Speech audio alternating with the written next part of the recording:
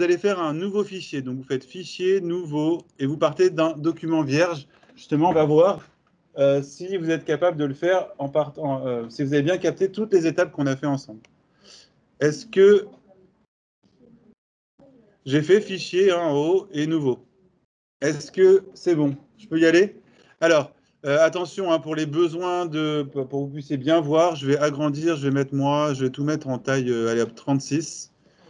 C'est trop gros, hein, je vous le dis tout de suite, mais c'est pour que vous puissiez bien voir. Donc d'abord, page de couverture. Je vais seulement écrire les titres, hein, page de couverture. Je recommence. Ça, par contre, vous allez pouvoir vous en servir pour votre rapport de stage. Hein. L'autre, c'est plutôt un support de cours. Alors maintenant, comment je fais? Vous le savez, vous allez m'aider. Comment je fais pour faire une nouvelle page? Nickel. Contrôle entrée. Page de couverture. Ensuite, j'ai une page de garde. Moi, je laisse toujours les marques de paragraphe. Ça m'aide à mieux formater mon document. Donc, page de garde. Ensuite, contrôle entrée. Je dois mettre quoi ici? Les remerciements. Les remerciements. Troisième page.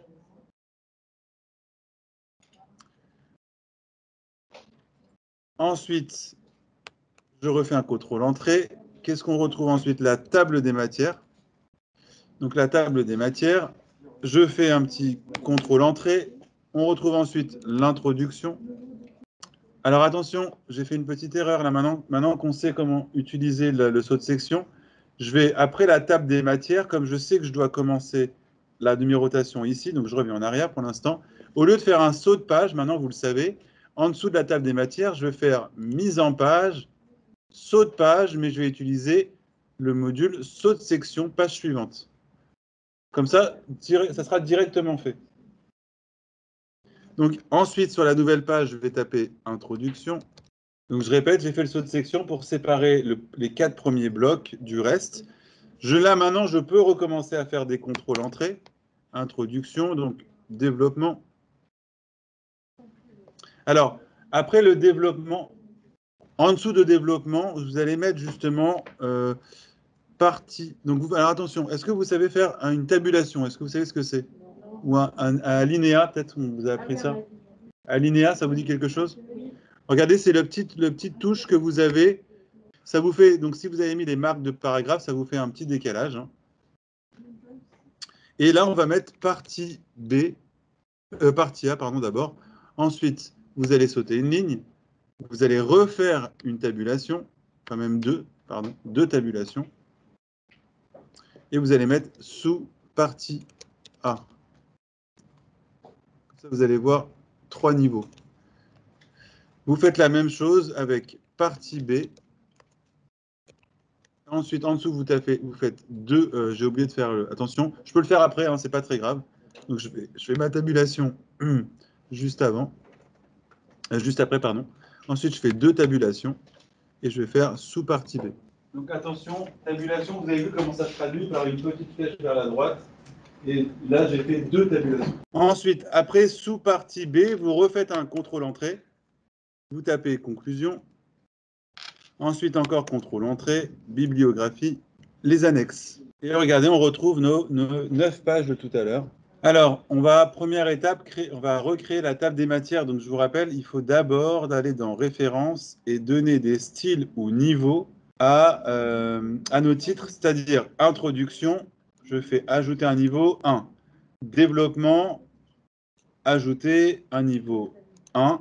Et là, regardez, vous allez faire partie A, vous allez mettre un niveau 2. Et pour sous-partie A, comme ça, vous allez voir la différence entre 1, 2 et 3. Vous allez faire un niveau 3. Partie B, je mets un niveau 2. Et sous-partie B, je vais mettre un niveau 3. Je descends, je continue avec conclusion. Niveau 1, pardon. Bibliographie, niveau 1. Et annexe, niveau 1. Je répète, hein, d'abord, on va faire notre table des matières. Comme ça, on aura tout revu. Et ça sera vraiment votre modèle que vous allez pouvoir utiliser après votre stage. Il faudra juste compléter le blanc. Hein. Vous avez ajouté les niveaux, les styles. Alors, mettez-vous juste derrière la table des matières. Mettez-vous derrière la table des matières. Vous pouvez faire une fois entrer si vous voulez vous mettre à la ligne. Et on va donc générer notre table des matières automatique en cliquant donc toujours dans référence table des matières. Je vous conseille de prendre le premier modèle, hein, parce que de toute façon, après, vous pouvez le personnaliser. Hein. Et ça a généré normalement automatiquement. Et donc, regardez ce que ça a fait pour les niveaux 1, 2 et 3.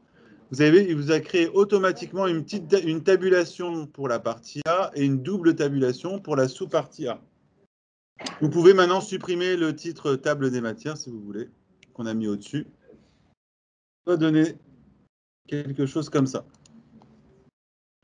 Attention, je répète, hein, je vous rappelle, il peut y avoir une partie C et une sous-partie C. Eh ben, vous savez quoi, on va la rajouter, comme ça je vais vous montrer que ça va automatiquement se rajouter dans la table des matières. Faites-moi, donc sautez une ligne en dessous de partie. Donc, je fais une fois tabulation. Ah voilà, c'est ça que je voulais. Partie C. Alors vérifiez tout de suite à quel niveau se trouve ce titre. Niveau 3, ça ne va pas, donc je le mets en niveau 2. Je refais. N'oubliez pas, c'est dans référence et vous vérifiez si votre titre. Donc attention, partie C, ça devait être en niveau 2. Hein. Et les sous-parties niveau 3. Et donc là, je fais encore entrer, je fais 2 fois tabulation et je vais faire sous-partie. Et je vérifie son niveau et je vois que c'est en niveau 2, donc je vais passer en niveau 3. Donc vous avez vu, je peux aussi rajouter des titres après avoir créé la table des matières. Ensuite, regardez, je vais retourner sur ma table des matières. Je vais la mettre à jour. Donc vous allez cliquer sur le titre table des matières. Vous avez un bouton qui apparaît au-dessus qui s'appelle mettre à jour. Je clique dessus, je lui demande de mettre à jour toute la table. Et il me rajoute partie C, sous-partie C. Maintenant, moi, ce que j'aimerais, c'est m'occuper donc de la numérotation. On va recommencer cette étape-là. Donc, attention, j'ai directement mis un saut de section. Vous vous rappelez, regardez ici, sous la table des matières, j'ai un saut de section.